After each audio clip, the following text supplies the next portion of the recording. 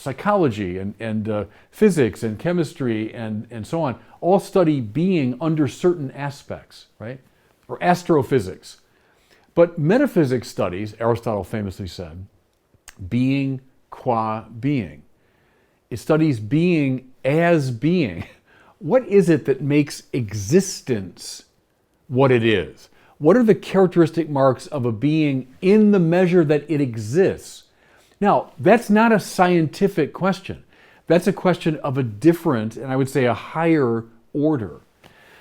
Not denigrating the sciences in any way, but they don't reach that level of abstraction that permits them to raise questions about the nature of being qua being.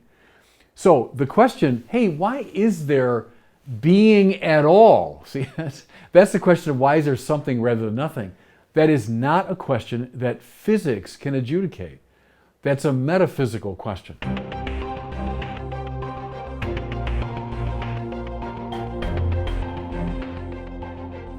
Welcome back to the Word on Fire show. I'm Brandon Vogt, the host and the content director. Joining us this week from Santa Barbara is Bishop Robert Barron. Bishop Barron, good to see you. Hey Brandon, always good to see you. Let's talk books. We haven't talked books in a while, we always like asking each other what we've been reading. So what's on your bedside table? What are you reading these days? Well, I've been reading a lot for the Creed book. I think you mentioned last time that during this weird period, I've had more time to research and write this book on the Creed. So, gosh, I've been reading Wolfhard Pannenberg's book on the Creed, Luke Timothy Johnson on the Creed, Karl Barth's Dogmatics and Outline, which is on the Creed. I've been reading Louis Bouillet's great book on the church. I'm on that section right now. I've been reading Congar's True and False Reform in the Church. I also just finished Matt Levering's latest, I think it's his latest book. He writes so many books, but it's on the achievement of... He's probably finished another one by the time we're done with this episode. I wouldn't be at all surprised. I think it's what's called the Achievement of Balthasar or something. You had it there, huh? Anyway, I just finished... Yeah, it's called The Achievement of Hans Urs von Balthasar. Yeah, I just finished that. I'm not through with it yet, it's giant, but Cyril O'Regan's big book on Balthasar, which is looking at Balthasar in relation to Hegel. It's about 900 pages. So I'm about a third of the way through that maybe. So that's what I've been, and then for fun, I've been reading this Churchill, no, I finished Churchill. I'm reading the Roosevelt biography by, is it Robert Dallek, I think his name is? Good, it's like a one volume, maybe 600 pages on Roosevelt. And then I'm reading a Napoleon biography because the Churchill one was written by this guy, Andrew Roberts, and he also wrote the book on Napoleon. And Napoleon's someone that, frankly, I just didn't know that much about, you know? So I'm about a third of the way through that. So that's what I'm reading. People write to us all the time asking for Bishop Barron book recommendations. And so a few years back, we finally put together this list. I think it's got maybe 100 books on it, all categorized by topic. So it's a free download. You can find it at wordonfire.org/books, books with an S, wordonfire.org/books. So if you're looking for something to read, check out that list. I think you'll find a lot of good options. And let me say to younger people, read Bishop, now when you can, when your eyes are okay. My eyes are just getting so bad, you know, and it's just harder and harder to read and to find it's almost like it's a physical act, you know. So read when you're young. Well, let's talk about a new article that is trending a lot. It's in the New York Times, a big feature piece. If you go to view the online version, they have it all fancily designed with special graphics and stuff. So it's a major article. And the title struck my attention because it said, "Why the Big Bang Produced Something Rather Than Nothing." And this is a question I know you and I have discussed. It's a perennial question of philosophy. Some have said it's the most important metaphysical question. Why is there something rather than nothing? And so when I came across this article in the New York Times, which purported to answer it, why the Big Bang produced something rather than nothing, I lit up and I wanted to see what it said. Unfortunately, though, I was a bit disappointed. I think throughout the whole piece, you find the lingering scientism that you and I have often decried. And so I wanted to talk through the article a little bit. We're not going to fisk it line by line. I want to spend more time on the general philosophical question of why something rather than nothing. So let's maybe start there. This isn't a new question, right? People have been asking this question for centuries. Yeah, and you might say it's the oldest and most important metaphysical question. Leibniz poses it that way, and then Heidegger famously in the 20th century. Why is there something rather not nothing? And of course, Heidegger's reliant upon a lot of the pre-Socratic philosophers. And so it's an ancient perennial question.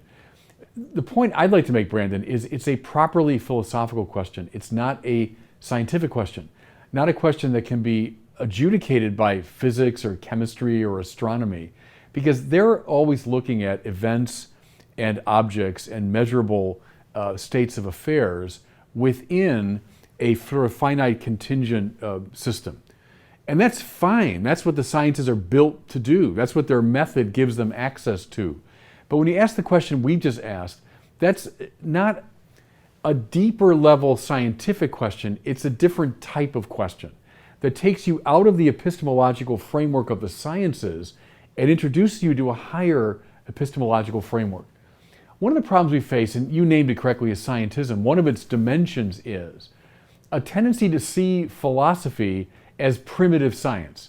So when people like, whether it's Aristotle or Heidegger or Whitehead, well, God bless them. They wish they could do real science. What they're doing is some kind of primitive, underdeveloped science.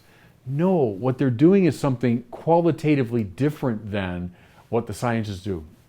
The collapsing of all the epistemic orders into the scientific is one of the marks, negative marks of our time.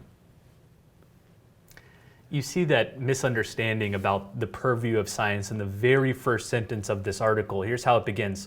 Scientists on Wednesday announced that they were perhaps one step closer to understanding why the universe contains something rather than nothing. What are your thoughts on that opening line? It's silly. I mean, scientists can't pronounce on that question because it's outside the range of what their method allows. And so it's a category mistake. It's a kind of hubris, and it happens to us because we're prideful, and we reach the limits of what our proper methods can give us access to, but then we step over that. And that's a good example of it. But see, for a lot of people today, and I go back to my old mentor, Cardinal George, before you even get to religion, don't bracket religion for a second. It's the collapse of philosophy that's led to a lot of confusion. Because philosophy is a rational, but yet non-scientific discipline. In other words, it's a path, and Heidegger used that word all the time, a path, that's rational, it's reasonable, it's open to any reasonable person of goodwill, but it's not a scientific path. It's not following the scientific method. But when that collapses into nihilism or, philosophy is just, bad science, then all these confusions arise. And then science, we're putting a weight on science that it can't bear. That's the problem. I think one reason why a line like this doesn't strike a lot of people as problematic is because we have such a high regard for scientists. We think scientist is synonymous with smart person. And so if scientists weigh in on something, they must be right. But I think a useful thought experiment would be to swap it out with somebody from another discipline to say artists have come one step closer to understanding why there's something rather than nothing. Or NBA All-Stars have announced that they're one step closer to understanding the meaning of the universe. And we would automatically think, well, as great as basketball players as they are, why would we think they have any expertise on the question of being or the question of the origin of the universe? But when it comes to science, we think scientists must be experts in every realm of knowledge. Right, and stay with that for a second because you put your finger on the key word. Go back to Aristotle, ancient times, and what he called physics, and it's roughly the same to this day, what he called physics, the study of matter and motion. Right? So we look around, we see material things, and they change and develop, and they're in motion. And so we can analyze that empirically. Good. That's called physics, if you want, in ancient times. Call it today also chemistry or astrophysics or whatever. But that's analyzing one dimension of being. Now, beyond that, Aristotle says, and here he's following Plato, you've got the level of mathematics. So mathematics is not looking so much at matter and motion, it's looking at these pure abstractions that we call numbers and mathematical objects. Think of people that deal, now you did as an engineer, I know, a lot with these pure abstractions. Well, those are metaphysically very interesting to think about, aren't they? Because we're not talking about the bridge you'll eventually build using those abstractions. That's fine, and physics can analyze all that. But when you're doing a pure mathematical calculation, or you're using pure mathematical objects, you move to a different level, both metaphysical and epistemic. Now take the next step. Beyond that, Aristotle says, is in his Greek, the metaphysica, what's beyond the physics, right? The metaphysical, we would say. What's the purpose of metaphysics? To study not matter and motion, not being under this or that aspect. So let's think psychology and physics and chemistry and so on, all study being under certain aspects, right? Or astrophysics. But metaphysics studies, Aristotle famously said, being qua being. It studies being as being. What is it that makes existence what it is? What are the characteristic marks of a being in the measure that it exists? Now, that's not a scientific question. That's a question of a different, and I would say a higher order. Not denigrating the sciences in any way, but they don't reach that level of abstraction that permits them to raise questions about the nature of being qua being. So the question, hey, why is there being at all? See, that's the question of why is there something rather than nothing. That is not a question that physics can adjudicate. That's a metaphysical question. Now, if you want, another episode we can do now, the step from metaphysics to religion. That's another one. But even for bracket religion for the moment, I'm with Cardinal George, bracket that. Let's just talk philosophy in regard to the sciences. And the collapse of philosophy has caused a lot of mischief. Well, moving a little further down this New York Times article, the article focuses on the existence of these subatomic particles called neutrinos. And the author describes them as, quote, the flimsiest, quirkiest, and most elusive elements of nature. They stream from the Big Bang, the sun, exploding stars, and other cosmic catastrophes, flooding the universe and slipping through walls in our bodies by the billions every second, like moonlight through a screen door. So in other words, these are very, very, very, very small particles whose weight we can't even determine. They're the most tiny quantity of reality that's ever been measured. Some scientists think that these neutrinos explain why there's something rather than nothing. When I read that, I couldn't help but think how, say 10 years back, 20 years back, the smallest particles we were aware of or could postulate were quarks. And if you move back hundreds of years before that, it might have just been the atom. We couldn't even get to the subatomic level. We're always like going down, down, down and discovering new particles. And every time we bump down a level, it inevitably raises the question, well, what caused that? Why neutrinos rather than nothing? Like a material subatomic particle can't in and of itself be the explanation for all being. Don't you agree? Yeah, there's so much there, Brandon. And you're right, first of all, in saying the quest for the atomic, from the Greek meaning it can't be divided. So philosophers from time immemorial have been looking for the atomic. What is, and think of like Leucippus and Democritus and those people who said, indeed, there are these atoms, these indivisible things that are always kind of falling, and then they suddenly bump into each other and form. And in a way, they were as right as scientists today. They were speculating about the basic sort of building blocks of physical reality. Great, fine, off you go. From Leucippus to the author of this article. Fine, look for the most elemental particles you can find. But they don't begin to answer the question of why is there something rather than nothing. I'll give you one little hint. Even the way he was describing neutrinos, right, that are streaming and passing through and moving and this and that. Well, the minute you say that, I'll apply now a philosophical frame of reference.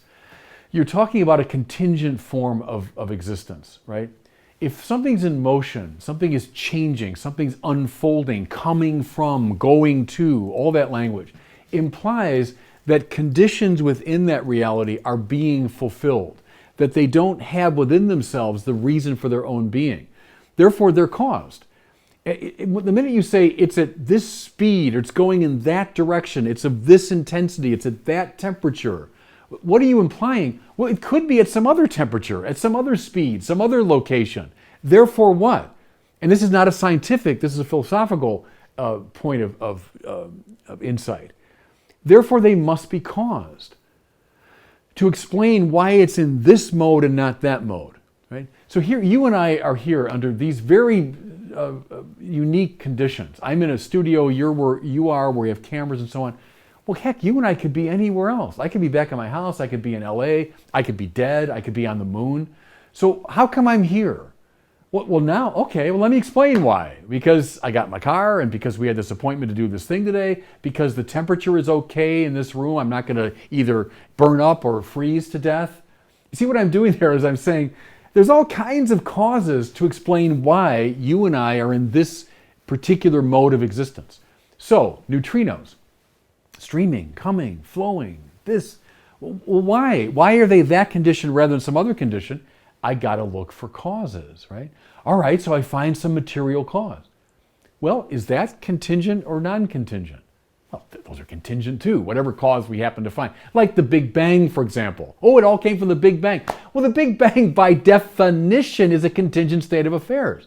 So there's this hyper concentration of matter and energy, and which then boom explodes. Well, how come it did that and not something else? How come that was there in that enormous concentration, not some other form?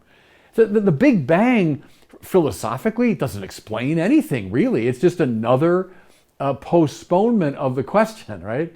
Why is there something rather than nothing? What I would love is if the philosophers and the scientists could respect each other's intellectual integrity and stop overstepping each other's bounds. I mean, that's part of the problem anyway.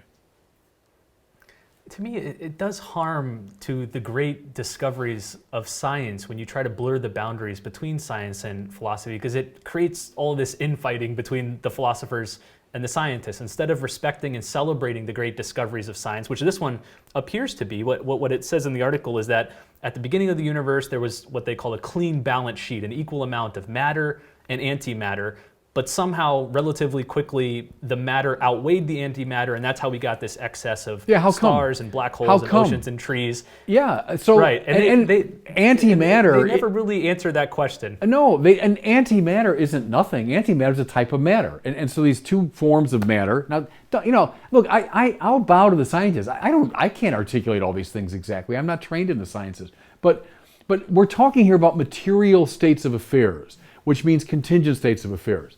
All of a sudden this got unbalanced. Well, how come? Explain that to me. That's a contingent state of affairs. It's the fluctuating vacuum. Well, why is it fluctuating? And why is it fluctuating at this rate and not some other rate? That whenever we try to find the foundational reality as a material thing, it's just not going to cut it.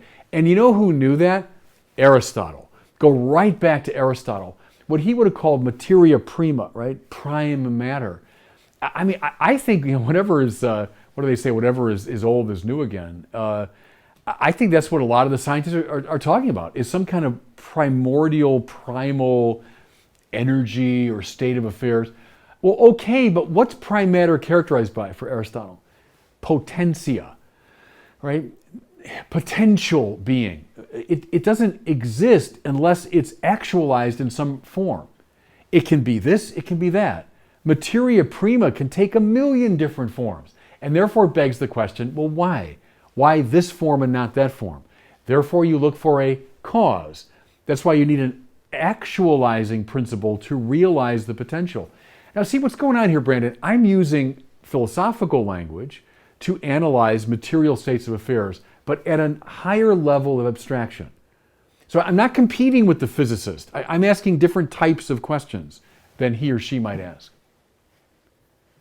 Your reference to Aristotle reminds me of our good friend Dr. Edward Fazer, the philosopher, and he wrote a book recently titled Aristotle's Revenge. Yeah. And it traced the same path you described, which is modern physics seems to be vindicating the need for an Aristotelian metaphysics. Otherwise, it can't answer these basic fundamental questions. Yeah, no, quite right. And it's the different levels of epistemic analysis, and when you conflate those, trouble follows. Let's pull back from the nitty-gritty of neutrinos and matter and antimatter and zoom out to the more general question of why something rather than nothing. There's a lot of people, and I'm thinking here of what was the great debate between F.C. Copleston and was it Bertrand Russell that they had that big debate? And Copleston's trying to lay out a lot of the things you've just laid out here in the podcast about why a contingent universe needs an explanation, why it can't just exist on its own. And Russell just resolutely denied that this question had meaning, that the universe just is. Like the whole question of why something rather than nothing is a meaningless, dumb question. We shouldn't even ask that question. What do you say to skeptics who suggest that this isn't even a question worth asking because it's meaningless? You can't really mean it, and Russell couldn't really mean it, and that's what Copleston did. If you watch that debate, which is supremely frustrating. I remember years ago when I think I read it. It's also audio, isn't it? You can get it on like the radio version. And these two extremely plummy English gentlemen, talking to each other. But Copleston lays out, it was Leibniz's form of the argument from contingency in a way that was very simple, very clear. And Russell would not engage him. And he kept saying, it's this kind of logical positivist nonsense that, what you're saying is meaningless. And Copleston kept saying, look, I understand where you're coming from, but I don't think it's possible that you don't understand what I'm saying when I use a word like, necessity versus contingency. I know like your ideology is telling you this is meaningless, but I don't believe you when you say you don't understand what I'm saying. So a contingent universe, a contingent state of affairs. I mean, in a way, Brandon, bracket the universe, because that can often get us into murky waters with people. Start with this, you and I, right, speaking to each other across the country by way of cameras and lights and technology. This is a contingent state of affairs. I don't know how you possibly deny that. Okay, therefore there must be some nexus of causes that explains it. Are those contingent or self-explanatory? Well, it's obvious they're contingent too. On you go. You can't simply keep going along that same epistemological and metaphysical trajectory. Otherwise, you do not fulfill the principle, you don't satisfy the principle of sufficient explanation, right? You just keep postponing the explanation indefinitely. That's the basic form that these contingency arguments takes. I've been reading people for years that claim, oh, we've debunked this, or oh, we found a way around it. And I've never found any of them convincing. And go back to Immanuel Kant, or I've never found any of these approaches convincing. All right, let's close with this question. Again, we're discussing the major metaphysical question, why is there something rather than nothing? This question has been answered by philosophers and theologians and now scientists up and down the centuries, but what's unique about the Christian answer to why is there something rather than nothing? How would a Christian today answer it differently than, say, Aristotle, a pre-Christian, would have answered it? Well, right, and we can use Aristotelian forms of reason to articulate some truth about God. And that's exactly what Thomas Aquinas does. So when Thomas says, well, philosophers in different ways have proven God's existence, let me share a couple of them with you. And then he gives us the famous 5 arguments.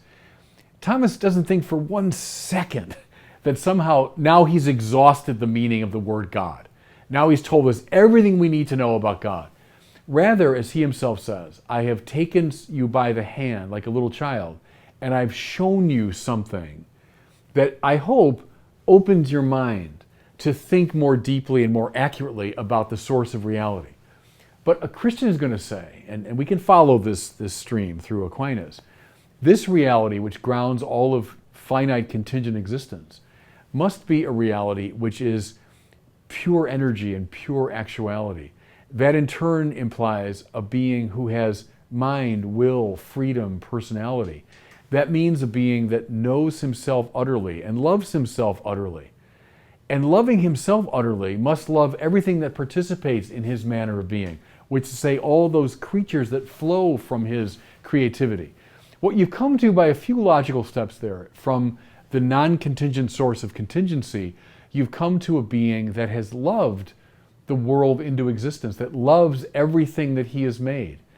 Now we might be ready to move into the great mystical jungle of the Bible, which is now going to reveal to us how this God has interacted with the human race and how he's called us into intimacy with him. Now, what I've done there, Brandon, is beginning, let's say, with someone who's an atheist. Well, you're not going to just open up the Bible and say, hey, look at this. It'll answer all your questions. You might do what Aquinas did, and I just imitated it there. Let me take you by the hand and let me show you some moves. And I'm going to draw you eventually to the Lord Jesus Christ. I'm going to draw you to his death and resurrection. I'm going to draw you to the sending of the Holy Spirit. I want to draw you to sharing in the inner life of the Trinity.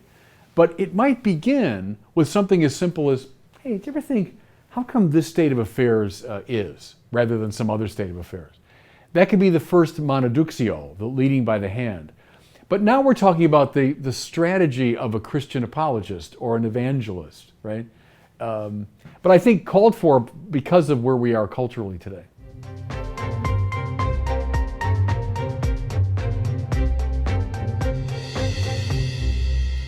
Well, it's time now for a question from one of our listeners. You can submit your question on the website askbishopbarron.com. We've got a cool little widget where you can record your question on your phone, your tablet, your computer. So please send in your questions. We love getting them. Today we're hearing from Brandon, great name, in Atlanta, Georgia, and he's got a question about the fear of God. Here's his question. Hi, Bishop Barron. My name is Brandon from Atlanta, Georgia. My question is, how do you explain to someone the appropriateness of a fear of God? Or is it not appropriate because God is all-loving and wants what is best for us?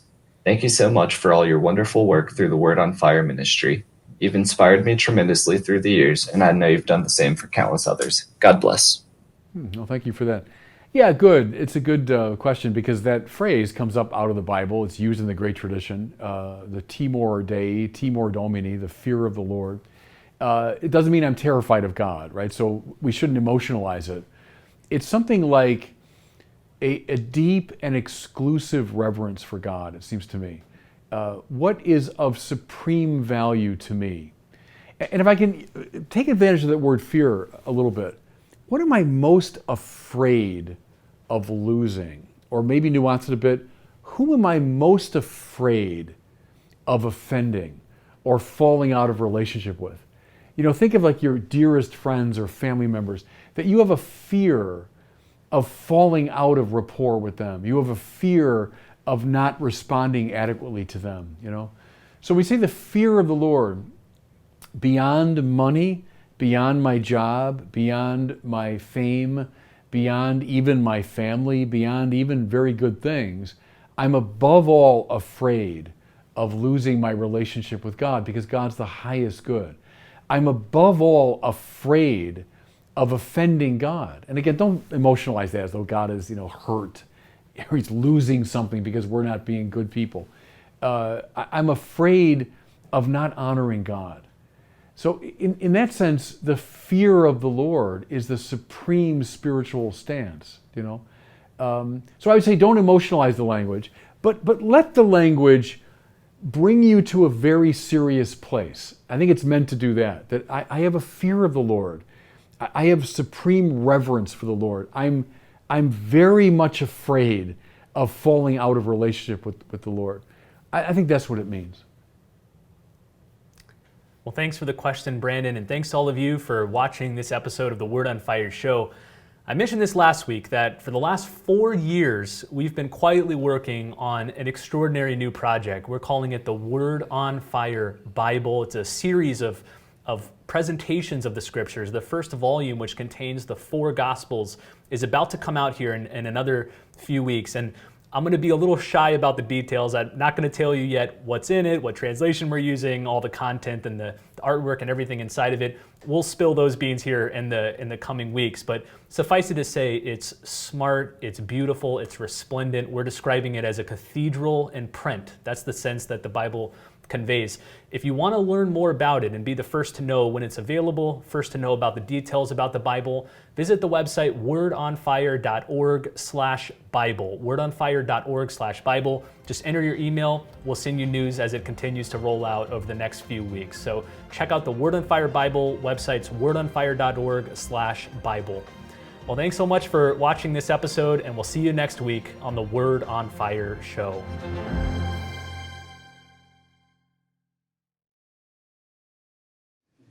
Thanks so much for watching. If you enjoyed this video, I encourage you to share it and be sure to subscribe to my YouTube channel.